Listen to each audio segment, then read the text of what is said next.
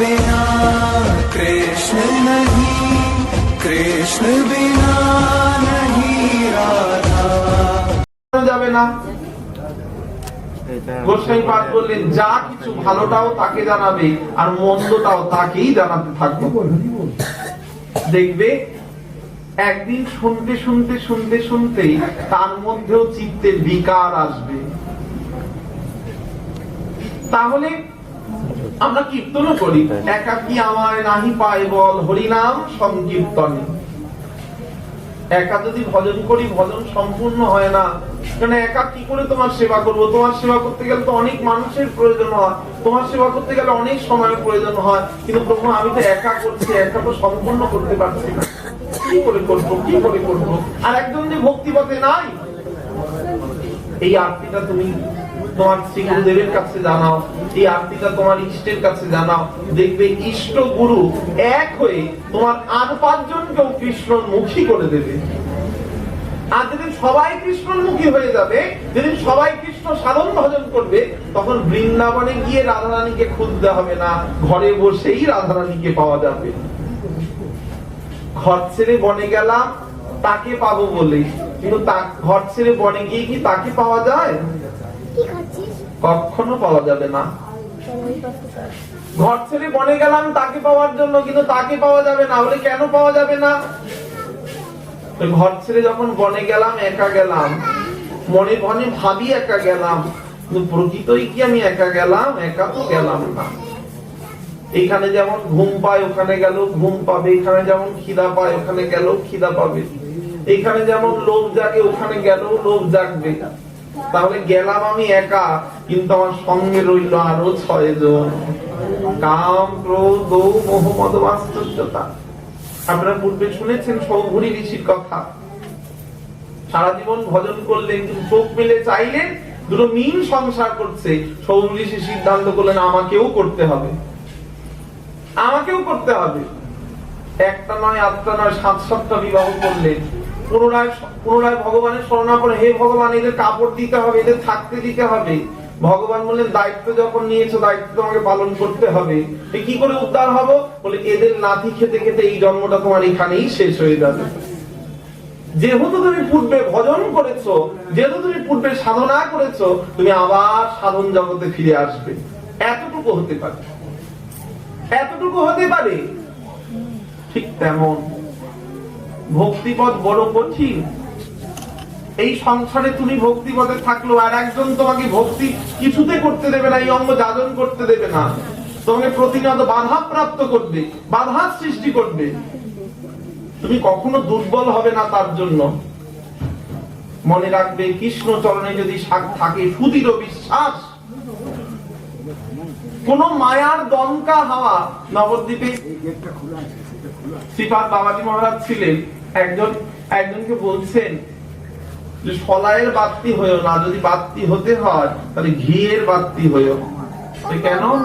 সলায়ের বাতি বেশ কিছু পাটকাঠি একত্রিত করে জ্বালিয়ে দাও, দেখবে খুব জোর আলো হবে, কিন্তু মনে রাখবে নিমিষের মধ্যেই নিভে যাবে।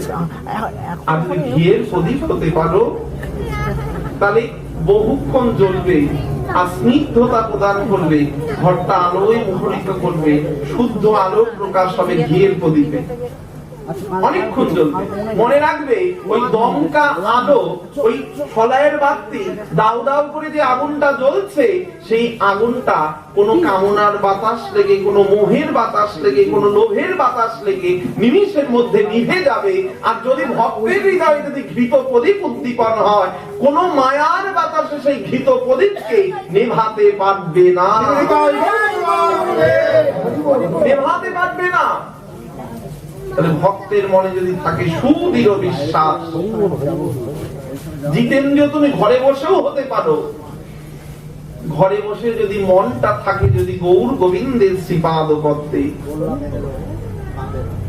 আর বৃন্দাবনে গিয়েও তুমি জিতেন্দ্রিয় নও, ধামে গিয়েও তুমি জিতেন্দ্রিয় নও, যদি মনটা থাকে ঘরের মধ্যে পড়ে, মনটা যদি ঘরের মধ্যে পড়ে থাকে। শ্রীপাদ বাবাজি মহারাজ বলছে, বৃন্দাবনে গেলাম মন্দিরে রাধা মাধবকে দর্শন করতে, হাত জোর করে রাধা মাধবের কাছে প্রার্থনা করছি, তমেব মাতা পিতা বিদ্যা দ্রবিণাং তমেব। হঠাৎ মনে পড়ে গেল জুতোটা তো বাইরে খুলে এসেছি, জুতোটা তো বাইরে খুলে এসে ফট করে চাকরি নিলাম, ওই জুতোটা কোথায় আছে? আবার বলছি তুমি মাতা, তুমি পিতা, তুমি বন্ধু, মনটা আবার জুতোর দিকে। বাবাজি মহারাজ বলছে যে মনটা কে মাতা কে পিতা, মনটা তো তুমি মাতা তুমি পিতা, কিন্তু মনটা তো বলছে তুমি মাতা তুমি পিতা, আবারও বলছে জুতোটা যেন কেউ না নিয়ে যায়। অবশ্য বুদ্ধিমানেরা যখন যায় খালি পায়ে যায়, আসার সময় পড়ে আসে, সেটা অন্য প্রসঙ্গ। বুদ্ধিমানেরা খালি পায়ে যায়। তুমি জিতেন্দ্রিয় নও, ঘরে বসেই তুমি জিতেন্দ্রিয় হতে পারবে। মনটা রাখো সেই গৌর গোবিন্দের শ্রীপাদ পদ্মে। কামনা কামঞ্চ দাস্যে, লোভ ইষ্ট সেবায়, বাসনা কৃষ্ণ সেবা প্রবৃত্তি, আবার ত্যাগ কৃষ্ণ ভাবনাময়। যা কিছু করব সমস্ত কিছু তোমাকে সমর্পণ করে। কিন্তু তুমি চাইলেও আর একজন করতে দিচ্ছে না। আশেপাশে মানুষ বলছে তুই কি করে ভজন করবি, তুই কি করে ভজন করবি, তুই ভজন করলে তুই তো বেঁচে যাবি, কিন্তু আমরা যাবো কোথায়? তোর সাথে সাথে আমরাও তো ডুবে যাবো। বলে তুই যদি ভজন করিস তুই না হয় নিত্য গোলক বৃন্দাবনে পৌঁছে যাবি, কিন্তু আমরা তো নরক যন্ত্রণা ভোগ করব, আমরা তো নরক যন্ত্রণা ভোগ করব। ভজন করতে দেবে না। তুমি চাইলেও তোমার পাশের মানুষ তোমাকে হরিনাম করতে দেবে না। এই যে ব্যথা, এই যে বেদনা, এই বেদনাটা তোমাকে তোমার ইষ্টের কাছেই জানাতে হবে। আর যদি তুমি জানাতে পারো, দেখবে একদিন না একদিন সেই ইষ্ট যিনি তোমাকে বিরোধিতা করছে তার মধ্যেও এমন কৃষ্ণ প্রেমাঙ্কুরের উদ্ভূত দেখা দেবে, সেই যখন তোমার সাথে তালে তাল মিলিয়ে হা গৌর গৌর হরিবোল গৌর হরিবোল বলে ডাকবে। মনে রাখবে তুমি সেদিন জিতেন্দ্রিয়। কাজেই আমার সাথে শত্রুতা করো না। আমি সবাইকে পদ দিয়ে থাকি, আমি নিজে কখনো পদ নিয়ে বসে থাকি না। ইন্দ্রকে ইন্দ্র সাজিয়েছি, কুবেরকে সাজিয়েছি, শিবকে সাজিয়েছি, ব্রহ্মাকে সাজিয়েছি, নারদকে সাজিয়েছি, সবাইকে সবার পদ নিজ নিজ পদে নিযুক্ত করেছি। কিন্তু আমি কোনো পদে নাই, সবাই সবার দায়িত্ব পালন করছে। আমি শুধু ভক্তের প্রেমকে আস্বাদন করবার জন্য সচ্চিদানন্দময় ভগবান হয়ে বৃন্দাবনে গোলক বিহারী ভগবান আমি লীলা পুরুষোত্তম লীলা বিহার করছি। জরাসন্ধ ভয়ে কিছুটা কুপিত হলেও পরবর্তীতে পাশের মানুষ আবার এসে ধোঁয়া দিয়ে গেল। এক কথায় কাটা গায়ে নুনের ছিটা। মনটা চাইলেও কিন্তু আমার পরক্ষণে মনটা বিক্ষিপ্ত হয়ে গেল, না ওকে তো ছাড়া যাবে না।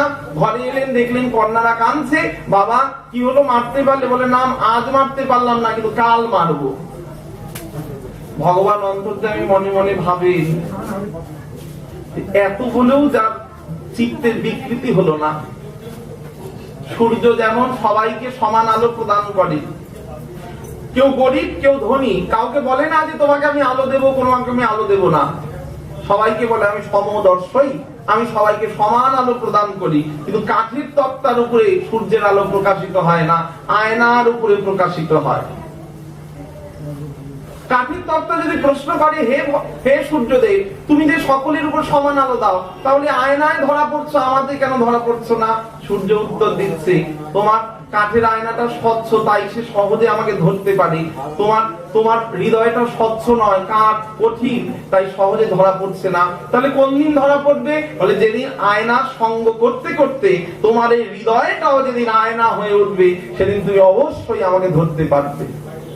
আমাকে কেউ ধরতে পারে না, আমাকে কেউ ধরতে পারে না। যে যা নিজ নিজ কর্ম ফলে নিজ নিজ যন্ত্রণা ভোগ করে, আর কিচ্ছু নয়। কৃষ্ণেতে শরণাগতি সেই সে উত্তম গতি। শ্রীকৃষ্ণের শরণাগতি সব থেকে উত্তম পদ, যে পদে ভয়ে নয়, লোভে নয়, কামনায় নয়, একমাত্র গোবিন্দ সেবা নিমিত্তে যদি তুমি তার চরণে শরণাপন্ন হতে পারো, মনে রাখবে সেটাই উত্তম পথ। যেখানে ব্রহ্মাদি সুখ তুচ্ছ, যেখানে সর্বভোগ বাসনা তুচ্ছ, বৈকুণ্ঠ বাসনা তুচ্ছ, স্বর্গ বাসনা তুচ্ছ, একমাত্র নিত্য গোলক বৃন্দাবনে রাধা গোবিন্দের দাসানুদাস। যেখানে আহার নয়, নিদ্রা নয়, যেখানে কোনো বাসনা নয়, শুধু একটাই বাসনা, কৃষ্ণ সুখৈক কেবলম, কৃষ্ণ সুখৈক কেবলম। জরাসন্ধের মনে প্রতিনিয়ত এমত বার্তা প্রকাশ হতে লাগলেন। নতুন করে তিনি সৃষ্টি করতে, কি করলে কৃষ্ণকে মারা যায়, কি করলে কৃষ্ণকে মারা যায়। কিন্তু বোকা, তাকে কি মারা যায়? রাখে কৃষ্ণ মারে কে, আর মারে যদি কৃষ্ণ তোমাকে এই সংসারে রাখে কে? কেউ রাখতে পারবে না। ভগবান স্থির হলেন। পরবর্তী অধ্যায় বলছে কাল যবন, সেই যে আপনারা পূর্বে শুনেছে, গভীর নিদ্রাগত অবস্থায় নিদ্রিত, গভীর নিদ্রাগত অবস্থায় নিদ্রিত। আশীর্বাদ করলেন, যাও, তুমি অনেক কিছু সাধন করেছো, বলো কি চাও, কি চাও তুমি? কামনা করলেন, হে পিতামহ, আপনি আমাকে আশীর্বাদ করুন, আমি ঘুমিয়ে থাকবো, আমি ঘুমিয়ে থাকবো, আর যে আমার ঘুম ভাঙাবে, আমি ঘুম থেকে উঠে যাকে দেখবো সে ভস্ম হয়ে যাবে। বেশ, তাই হবে। আদেশ অনুসারে ভগবানের সত্য আপনার পূর্বে শুনেছে, যা কিছু লীলা, ভগবানের যা কিছু লীলা আমরা ভাগবতে শুনছি, এই সমস্ত লীলা ভগবানের সৃষ্ট করা, আমার লীলাকে পুষ্ট করবার জন্য, আমার লীলা বিস্তারিত। প্রত্যেকটা যুগের লীলার সাথে পরবর্তী যুগের লীলার সংযোগ থাকবে, এরই নাম লীলা। সমস্ত খেলার যেখানে বিশ্রাম হয়, কিন্তু ভগবানের খেলার কোনো বিশ্রাম হয় না। যে খেলায় কোনো প্রকার বাধার সৃষ্টি হয় না, সেটাই হলো ভগবানের লীলা, সেটাই ভগবানের লীলা।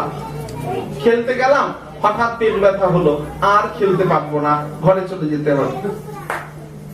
খেলতে গেলাম, মা ডাকছে, চলে আয়, আর খেলতে হবে না, বাধার সৃষ্টি হলো, চলে এলাম। খেলতে গেলাম, সন্ধ্যা নেমে এলো, আর খেলতে পারবো? আর খেলতে পারবো না, ফিরতে হবে। ভগবান চাইলে একটা রাত্রিকে 2000 রাত্রি সমান করে দিলেন। এটা ভগবানের লীলা, এটা ভগবানের লীলা। ভগবান একাধিক ক্রমে অনন্ত অনন্ত কৃষ্ণের নাম, অনন্ত মহিমা, নারদ আদি ব্যাসদেব দিতে নারের সীমা। ভগবান বসে আছেন, স্থির হয়ে আছেন, কিন্তু তার লীলা চতুর্দিকে প্রকাশিত হচ্ছে, চতুর্দিকে লীলা প্রকাশিত হচ্ছে। কাল যেমন এমন ভাবে ঘুমোচ্ছে যে যার দিকে আমি তাকাবো সে ভস্ম হয়ে যাবে।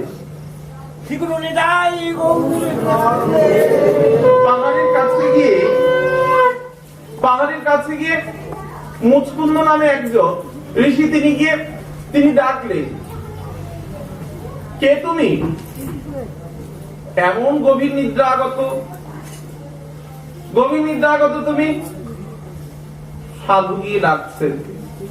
ভগবান মনে মনে ভাবছে, এত বড় দুষ্ট, ওকে শেষ করতে হবে। কি করে শেষ করা যায়, কি করে নিহত করা যায়? না, ঘুমটা ভাঙাতে হবে। সাধু এসে দাঁড়ালেন, সাধু ডাক দিলেন, এমন গভীর নিদ্রাগত, কতদিন ধরে তুমি ঘুমোচ্ছ? আমি বহুকাল ঘুমাই। কে রে আমাকে ডাকে? যে মাত্র ডাকলেন, তাকালেন তার দিকে, তাকানো মাত্রই ভস্ম হয়ে গেলেন, মুক্ত। ভগবান চিন্তা করলেন, আপন আপন কর্ম ফলে দুষ্ট ব্যক্তি, যিনি অন্যায়কারী ব্যক্তি হবে, যিনি দুরাচার ব্যক্তি হবে, তার মধ্যে প্রতিনিয়ত ভয় কাজ করবে। ভয় কিন্তু তার মধ্যে থাকবে। ধরুন আমাদের মধ্যে কেউ চোর আছে, এখন যদি চোরের কথা যদি বলা হয়, যিনি প্রকৃত চোর, তার মুখ দেখলেই বোঝা যাবে সে প্রচুর ঘামতে থাকবে, তার শরীরটা থরথর করে কাঁপতে লাগবে। চোর ধরার উপায়, ঠিক তেমন আপন আপন কর্মফলে মানুষ দুঃখ পায়। ভগবান অর্জুনকে বলেছেন, আপনারা পূর্বে শুনেছেন ভাগবতের প্রথমে, যে তুমি কাউকে দুঃখ দিও না, মনে রাখবে কাউকে দুঃখ দিয়ে নিজের সুখ পাওয়া যাবে না। অপরকে দুঃখ দিয়ে নিজের সুখের আশা করো না, মনে রাখবে পরিণামে তোমার জীবনে এমন দুঃখ নেমে আসবে। ব্রাহ্মণরা এলেন, বলরামের বিবাহ হয়েছে রেবতীর সাথে। বলরামের বিবাহ মহা ধুমধামে সমারোহে বলরামজির বিবাহ হয়েছেন রেবতী মায়ের সাথে, খুব ধুমধাম, প্রবল আনন্দ। এত আনন্দ হয়েছে যে আনন্দে ভগবান খুব আনন্দিত। ভগবান মনে মনে ভাবছেন ভালোই হয়েছে, আমার দাদার বিবাহ সম্পূর্ণ, কি আনন্দ। বিবাহের যেদিন বউ ভাত, যেদিন তৃতীয় দিন, বিবাহের যেদিন তৃতীয় দিন, ঠিক সেই দিনকে একদল ব্রাহ্মণ এসে ভগবানের কাছে দাঁড়ালেন। ব্রাহ্মণরা হাত জোর করে ভগবানের কাছে প্রার্থনা করছে, নমো ব্রহ্মণ দেবায় গো ব্রাহ্মণ হিতায় চ জগদ্ধিতায় কৃষ্ণায় গোবিন্দায় নমো নমো। হে মধুসূদন, হে নারায়ণ, আপনার চরণে আমাদের অনন্ত কোটি প্রণাম। কি সংবাদ? ভালোই হয়েছে, আমার দাদার বিয়ের দিনে আপনারা এসেছেন, বউ ভাতের দিনে আপনাদেরকে সেবা করার দায়িত্ব আমার। ভগবান সবাইকে সারি সারি বসালেন, শুধু তাই নয়, প্রত্যেক ব্রাহ্মণকে উদর পূর্তি করে সেবা দিলেন। ভগবান বললেন, দেখে তোমাদের মনে হচ্ছে তোমরা বেশ যাজ্ঞিক ব্রাহ্মণ। কেননা হাতটা সরু, পেটটা মোটা মোটা, খুব সুন্দর তোমাদের দেখতে, গলায় মোটা পৈতা, তোমাদের সেবা করতে চাই। আমরা যে তোমার কাছে একটা আরতি এনেছি, ভগবান বললেন তোমাদের সব আরতি শুনবো। আমি তো ব্রাহ্মণের কথা শুনবোই, কেননা ব্রাহ্মণ তো আমার হইতেই সৃষ্টি, আমি তো চতুর্বর্ণ মায়া শ্রেষ্ঠ গুণ ও কর্ম বিভাগ।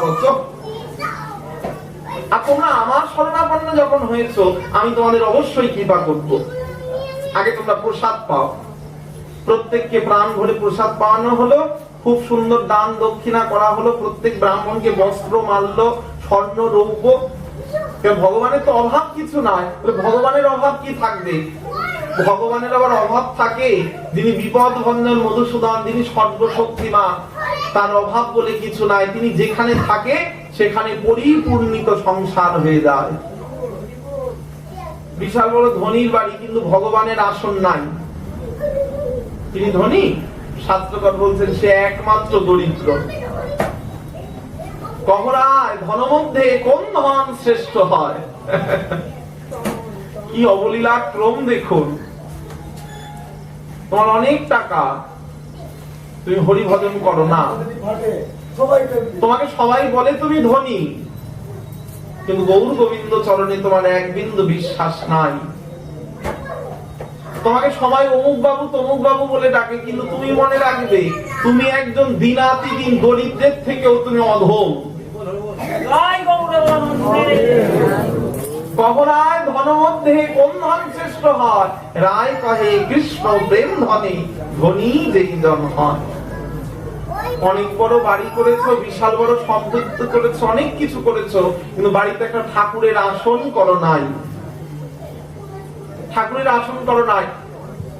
নবদ্বীপে একজন মহারাজজি বলছেন যে আগের দিনে বাড়ির দরজায় লেখা থাকতো যে পিতামাতার আশীর্বাদ, বাড়ির দরজায় লেখা থাকতো পিতামাতার আশীর্বাদ। তারপরে দেখা গেল বেশ কিছু বছর এইভাবে চললো, তারপরে দেখা গেল গণেশ লক্ষ্মীর ছবি বা ঠাকুরের কোনো না কোনো দেব দেবীর ছবি দরজায় লাগানো হতো। মহারাজজি বলছেন এখন দেখবে বাড়িগুলো তৈরি হয়, বিশাল বিশাল বাড়ি তৈরি হয়, এখন দরজার পাশে লেখা থাকে কুকুর হইতে সাবধান। এই বাড়িতে যারা বাস করে একটা মানুষ নয়, সবগুলো কুকুর বাস করে। কেন? বলে হরি ভজন বিরোধী।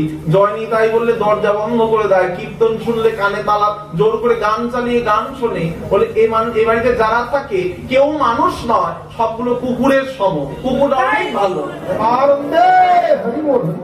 ধনের মধ্যে সেই ধন শ্রেষ্ঠ হয়, কৃষ্ণ প্রেম ধনে ধনী যেই জন হয়।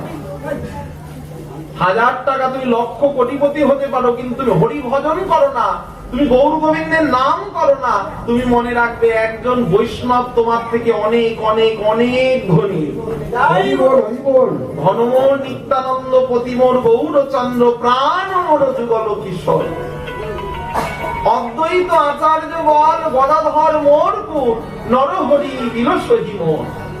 বৈষ্ণবের চরণ ধরি তাহে মোর স্নান কেলি তর্পণ মোর। বৈষ্ণবের নামে বিচার করিয়া মনে ভক্তি রস আস্বাদনে মধ্যস্থ শ্রী ভাগবত গুণা। দেখো না ভাগবতে যারা যারা ভগবানের কৃপা পেয়েছে তারা মহৎ কৃপা ছাড়া ভগবানের কৃপা পায় নাই। যারা যারা ভগবানকে পেয়েছে বৈষ্ণবের কৃপা ছাড়া পায় নাই।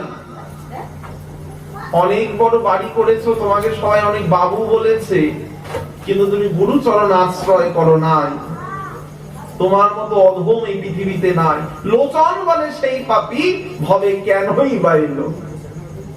আমাকে বলতে হবে না, 10 জনকে বলতে হবে না, মহাজন যা বলে গিয়েছে সেই কথা যদি তুমি শুনতে পারো, বেদ বিদ্যা দুহু কুছ নাহি জানত, সে যদি গৌরাঙ্গ করে সার নয়নানন্দে বনে সেই সে সকলই জানে, সর্বসিদ্ধি করতলে তার। আর কিচ্ছু নয়। ব্রাহ্মণদের সৎকার করলেন, ব্রাহ্মণদের তো সৎকার করতেই হবে, ব্রাহ্মণের সেবা অবশ্যই করতে হবে, কিন্তু ব্রাহ্মণ যদি হরিভজন বিরোধী হয়,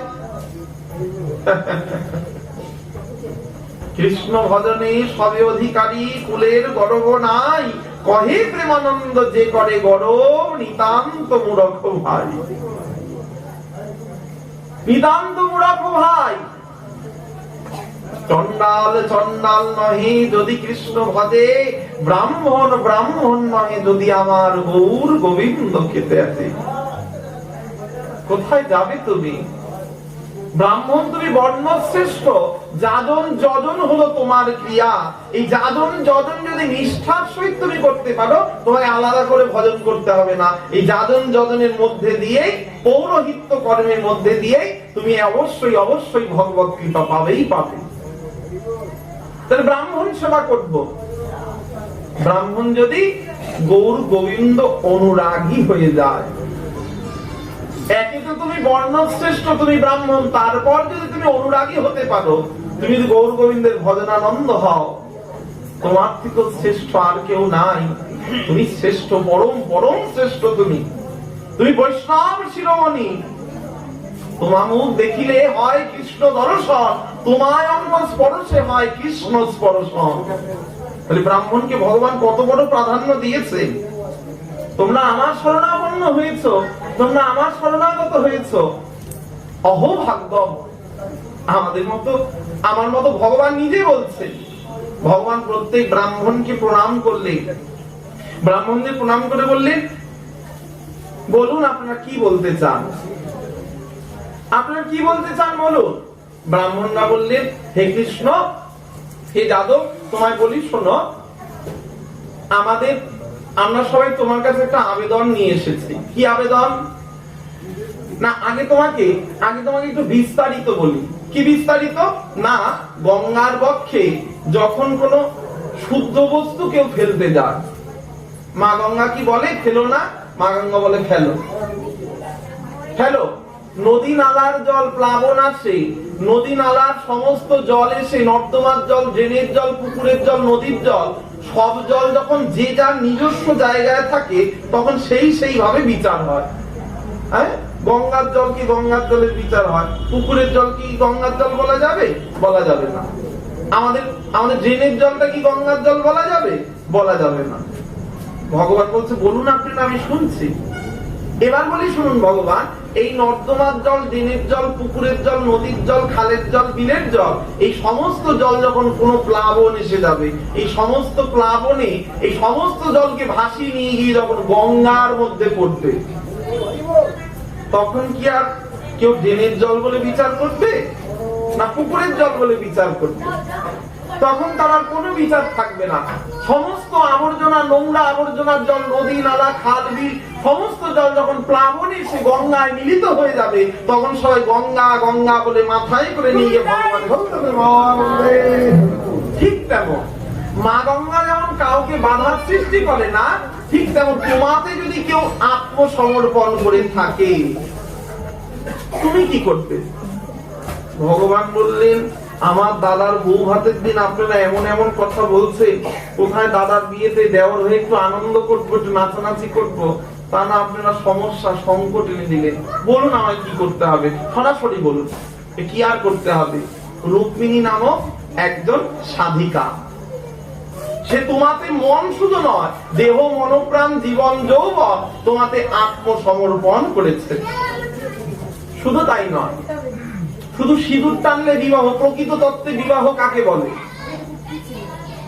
উভয় উভয়কে মালা পরিয়ে দিলাম আর কপালের মধ্যে সিঁদুর টেনে দিলাম, তাকে বিবাহ বলবে? শাস্ত্র বলছে না, তাকে বিবাহ বলা যাবে না। বিবাহে শব্দের অর্থ হলো মননাং মননং মিলয়তে, এই দুটো মন যখন এক হবে তখন হয় বিবাহ। গলায় মালা পরালাম আর সিঁদুর টেনে দিলাম, আজকে লোকচক্ষু বা সাধারণ দৃষ্টি যে যাকে সিঁদুর পরায় সে হয় স্ত্রী বা স্বামী স্ত্রীর পরিচয় পায়, কিন্তু দেখা গেল স্বামী স্ত্রীর পরিচয় পেল, পরবর্তীতে সেই নারী অপর কোন পুরুষের সাথে হরিবোল হয়ে গেল, তাহলে তাই কি বউ বলা যাবে? কুলোটা বলে পরিচয় দেবে, নোংরা বলে পরিচয় দেবে। তাহলে বিবাহ শব্দের অর্থ উভয় উভয়ের মনকে একত্রিত করা, এই দুটো মনের সম্মিলিত স্থির জায়গা, তাকে বলা হচ্ছে বিবাহ।